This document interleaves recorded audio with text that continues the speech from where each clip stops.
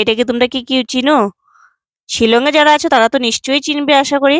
আর শিলংয়ের বাইরে থেকে যারা আমার ব্লগ দেখছো, আশা করি তোমরা চিনবে না। সেটা মানে হয়তো তোমরা দেখেছো কিনা জানি না, কিন্তু আমি আশা করি বাইরের মানুষেরা চিনবে না। শিলংয়ে সবাই চিনবে। তো এইটা হচ্ছে একটা আমাদের এখানের যারা খাসি যারা ট্রাইব আছে আমাদের এখানের লোকাল যারা, তাদের একটা মানে সবজি এটা। তো এটাকে অনেকে বলে, আমরা মানে আমাদের বাঙালিতে অনেকে মানে খাসি টমেটোও বলে থাকে, কেউ বেগুনও বলে থাকে। তো আমি তো মানে নর্মালি আমরা টমেটোই বলি, খাসি টমেটোই বলি। আর সিমিলার একদম টমেটোর মতো, এটা বেগুন না। অনেকে বেগুন বলে, গাছটা দেখতে অল্প বেগুনের মতোই দেখতে গাছটা, কিন্তু এটা টমেটোর মতো টেস্টটা অল্প অল্প টমেটোর মতোই আসে এটার। তো এইটা আজকে নিয়ে এসেছি আমি। নিয়ে এসে অনেকদিন থেকে আমি মানে এটা আমি এমনি কখনো ঘরে এনে নিজে পার্সোনালি খাইনি। এটা আমি মানে কারোর কাছ থেকে একবার খেয়েছিলাম, খুবই ভালো লেগেছিল। তো সেই জন্য আমি এটা নিয়ে আসলাম, নিয়ে এসে ভাবলাম যে এটা চাটনি করে খাই, দেখি কেমন লাগে। কারণ আমি নিজের ঘরে কখনো বানিয়ে খাইনি এটা। তো এই দেখো, আমি এটাকে পুড়ছি এখন। এটাকে এরকম ভাবেই খায়, বা কে কিরকম খায় জানি না, অন্যরা বোধহয় অন্যরকম করে খায়, কিন্তু আমি যতটা শুনেছি বা জানি যেটাকে পুড়ে চাটনি করেই খেতে হয়। তো প্রথমে তো এটাকে ধুয়ে নিলাম, ধুয়ে তারপর এটাকে দিয়ে দিলাম গ্যাসে পুড়ার জন্য। আর অ্যাকচুয়ালি কি হয়েছে, গ্যাসের পুড়ার যেটা স্ট্যান্ড থাকে যে, ওইটা আমার কাছে নেই। তো এটার জন্য আমার গ্যাসে পুড়তেও মানে অসুবিধা হচ্ছে। এগুলো তো মানে কয়লার মধ্যে দিয়ে এইসবে দিয়ে পুড়লে ভালো ভালো পোড়া হয় আর কি। গ্যাসে এরকম দিলে প্রবলেম হয়। আর যদি স্ট্যান্ডটা থাকতো তাহলে, ওই যে পোড়ার যে একটা স্ট্যান্ড থাকে না, সেটা যদি থাকতো তাহলে এটার উপরে দিয়ে ভালো করে পোড়া যায়।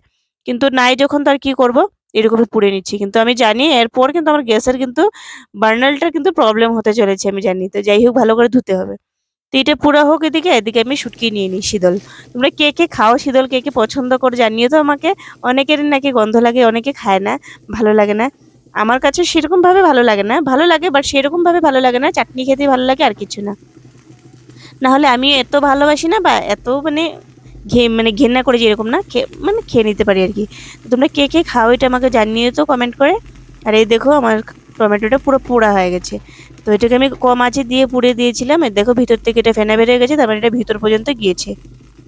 তো এটাকে ভালো করে পুড়ে নিলাম। পুরো টমেটো যেরকম আমরা পুড়ি বা বেগুন ভর্তা করার সময় আমরা যেরকম পুড়তে হয়, সেরকম ভাবে এটাকে পুড়তে হয়। তো কম আঁচে আমি এটাকে পুড়ে নিয়েছি। এই দেখো, আমার স্ট্যান্ডের জন্য যা প্রবলেম হচ্ছে, এখানে আমি তো শীতলও পুড়তে পারছি না। তো শীতলের তো ইয়েটা যদি লাগে বানালে, তাহলে আমার গ্যাসের অনেক প্রবলেম হবে, সেটা জানি। ভালো করে ধুতে হবে স্ট্যান্ডটা। তো চলো এটাকে পুড়ে নিই। তো এই দেখো, পুড়ে নিয়েছি আর পুড়ে এখানে রেখে দিয়েছি। এটাকে ধুবো এখন। মাথা ফেলে দেবো, কারণ মাথা রাখলে কি হয়, তেতো তেতো ভাব লাগে। শীতল যখনই মানে বানাই, তখনই আমি মাথা ফেলে দিই, মাথাটা রাখি না। মাথা না ফেললে কি হয়, মানে চাটনিটা আমার একটু তিতো তিতো ভাব চলে আসে। তো টমেটো পুড়ে নিয়েছি। আর এসবকে একসঙ্গে নিয়ে প্রথমে ধুয়ে নেব। মানে এটাকে ধুয়ে নেব বলতে, এটাকে মানে ছুলে নেব। টমেটোর যে কাভারটা আছে পুড়ে গেছে, ওইটাকে ছুলে নেব। আর নিয়ে শুটকিটাকে অল্প ধুয়ে নেব উপর দিকে। ধুয়ে তারপরে চাটনির জন্য রেডি করব।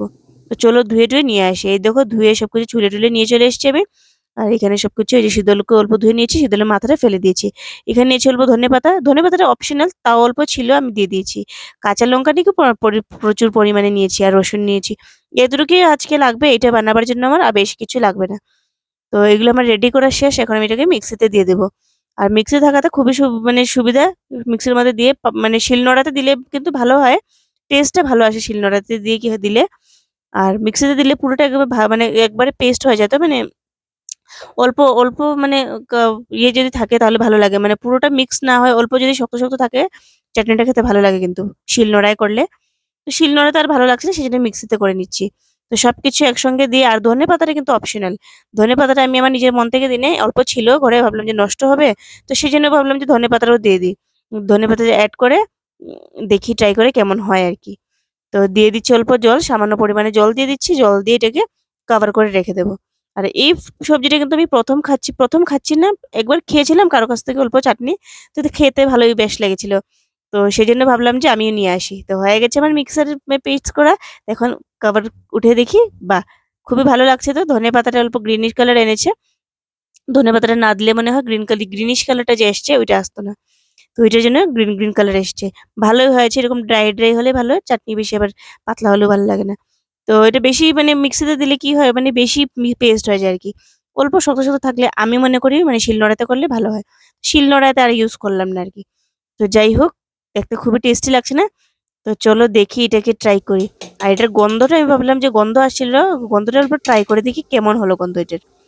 তো এটা গন্ধ যখন আমি ট্রাই করে দেখছি পুরো কি বলবো, কুল আছে না আমরা যে বড়ই বলি, সেই কুলের মানে ভর্তা করলে কিরকম একটা গন্ধ আসে না চাটনি করলে, সেরকম ঠিক গন্ধ আসছিল, কুলের গন্ধ। আমরা তো বড়ই বলি, অনেকে তোমরা কুল বলো। তো সেটাকে যে মাখলে মানে ধনেপাতা দিয়ে মাখলে সেরকম গন্ধ, এরকম গন্ধ আসছিল। তো এই দেখো বাটিতে আমি নেমে নিয়েছি এটা, বাটিতে নামিয়ে এটার মধ্যে দিয়ে দেবো অল্প নুন, নুন দিয়ে ব্যাস শেষ, কারণ নুন তো আমি আগে দিইনি, তো অল্প নুন দিয়ে মিক্স করে নেব। তো এই রেসিপিটা তোমাদের কেমন লাগলো, রেসিপি বলবো না, চাটনি, এই চাটনিটা কেমন লাগলো তোমরা বলো, আর কে কে খেয়েছো এই টমেটোটা আমাকে জানিয়ে তো, আর কে কে চেনো বা জানো আমাকে জানিয়ে তো। তো আজকের জন্য এতটুকুই ছিল, দেখা হচ্ছে কালকে একটা নতুন ব্লগের সাথে, আমার চ্যানেলে থাকো, টাটা।